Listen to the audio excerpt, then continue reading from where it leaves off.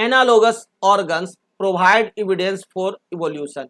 Analogous organs भी आपको evolution के लिए एविडेंस प्रोवाइड करता है, लेकिन दूसरे सेंस में। आइए देखते हैं कि एनालोगस ऑर्गन्स क्या होता है।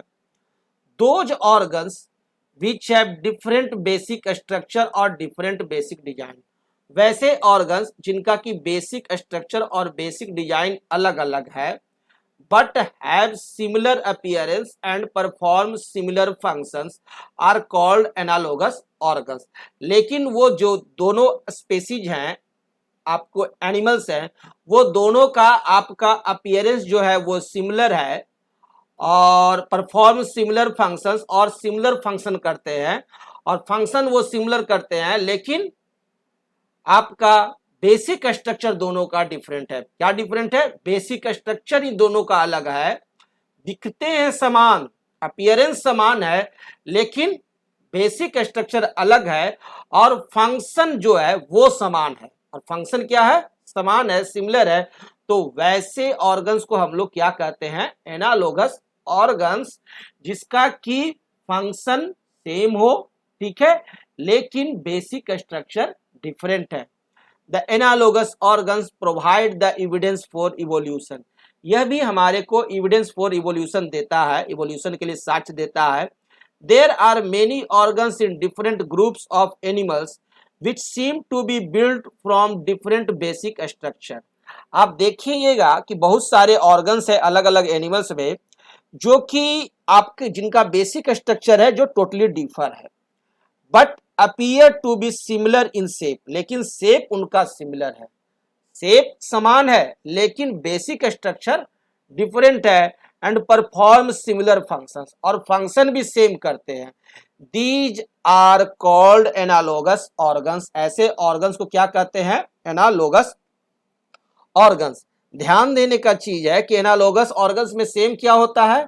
सिमिलर फंक्शन, फंक्शंस जो हैं वो सेम होंगे, सिमिलर फंक्शंस, है ना। मेन चीज यही है कि फंक्शन क्या होना चाहिए? सिमिलर होना चाहिए।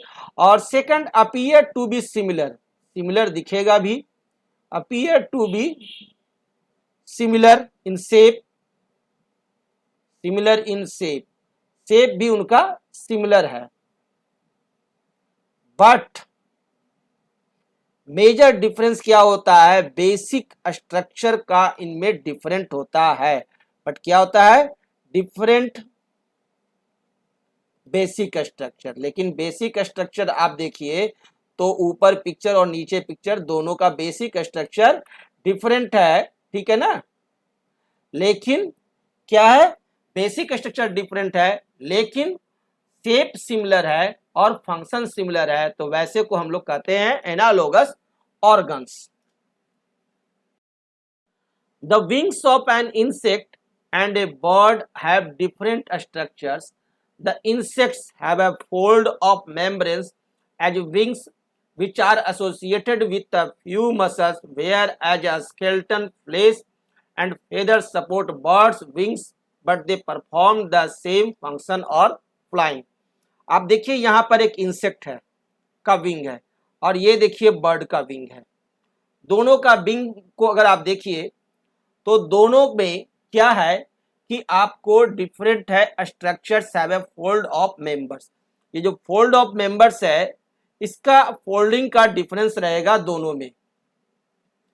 और बट दोनों का आप अगर शेप देखिए तो लगभग समान है ना। लेकिन वहां पर मसल्स जो है स्केलेटन के साथ, फ्लेश एंड फेदर्स जो हैं, जो कि विंग्स को सपोर्ट कर रहे हैं, वो आपको क्या है? डिफरेंट है। और बट परफॉर्म सेम फंक्शन, लेकिन फंक्शन दोनों क्या करते हैं? सेम करते हैं, फंक्शन दोनों का सेम है।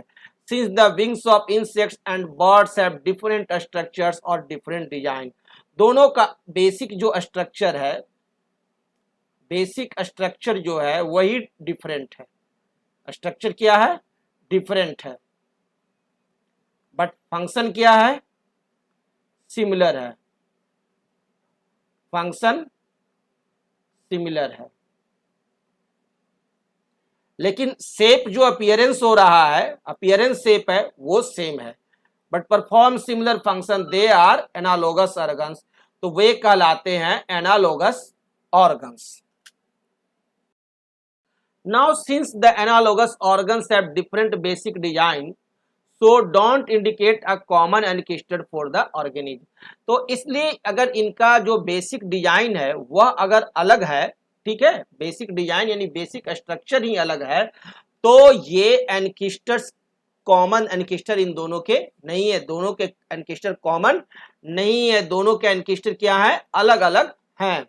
The analogous organs provide evidence for the evolution in another way.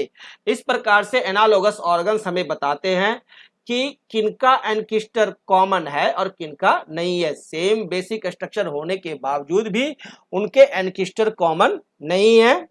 The presence of analogous organs indicates that evidence the organisms having organs with different structures can adapt to perform similar functions for their survival under hostile environmental conditions.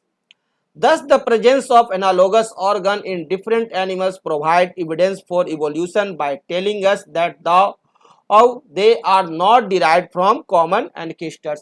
तो इस प्रकार से हमारे को analogous organs ये बताते हैं कि उनके वो एक सेम ऑर्गन से कॉमन एंकिस्टर से डिराइव नहीं हुए हैं। They can still evolve to perform singular functions, यद्यपि वे समान पर फंक्शन करते हैं, to survive, flourish and keep on evolving in the prevailing environment, और इस इन्वायरमेंट में अपने की उपस्थिति बनाए रखने के लिए दोनों ऑर्गन समान वर्क करते हैं, फिर भी इनमें बेसिक स्ट्रक्चर डिफरेंट है, इसलिए इन दोनों का एनकिस्टर्स कॉमन नहीं है। और ये जो ऑर्गन्स आप देख रहे हैं, जिसकी आप विवरण कर रहे हैं, जिसकी चर्चा कर रहे हैं, जिसमें कंपेयर कर रहे हैं, वो एनालोगस ऑर्गन है, नॉट अ होमोलोगस ऑर्गन्स। तो ये डिफरेंस है हमारा होमोलोगस ऑर्गन और एनालोगस ऑर्गन में। होमोलोगस ऑर्गन्स हमें बताता है कि कॉमन एनकिस्टर्स है ना, कॉमन एनकिस्टर्स को बताता है,